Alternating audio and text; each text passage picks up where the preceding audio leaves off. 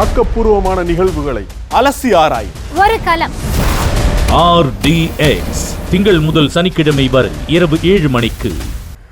மதுரை விமான நிலையத்திற்கு பசும்பொன் முத்துராமலிங்க தேவரின் பெயரை வைத்தால் இரு சமூக மக்களிடையே பிரச்சனை ஏற்படும் என வன்முறையை தூண்டும் வகையில் பேசியதாக டிடிவி தினகரனை கண்டித்து அகில இந்திய ஃபார்வர்ட் பிளாக் கட்சியினர் திண்டுக்கல் பேருந்து நிலையம் அருகே கண்டன ஆர்ப்பாட்டத்தில் ஈடுபட்டனர்.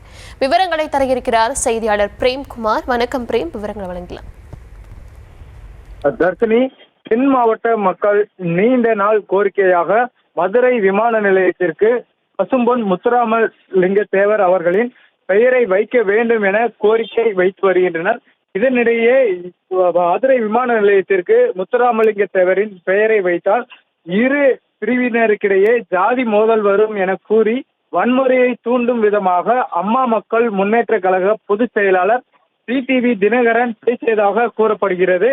இதனை அடுத்து இதற்கு எதிர்ப்பு தெரிவித்த அகில இந்திய ஃபார்வர்ட் பிளாக் கட்சி சார்பில் திண்டுக்கல் பேருந்து நிலையம் அருகே உள்ள எம்ஜிஆர் சிலை முன்பு அமமுக பொதுச் செயலாளர் டிடிவி தினகரன் அவர்களின் உருவப்படத்தை செருப்பால் அடித்தும் துடைப்பத்தால் அடித்தும் கண்டன ஆர்ப்பாட்டத்தில் ஈடுபட்டனர்.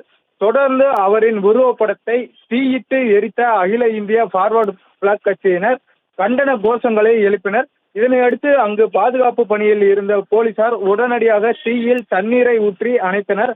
இந்த சம்பவத்தால் திண்டுக்கல் பேருந்து நிலையம் பகுதியில் சிறிது நேரம் பரபரப்பு ஏற்பட்டது. தர்ஷினி,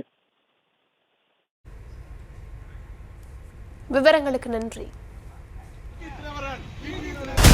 ஆக்கப்பூர்வமான நிகழ்வுகளை அலசி ஆராய் ஒரு களம். RDX திங்கள் முதல் சனிக்கிழமை வரை இரவு 7 மணிக்கு.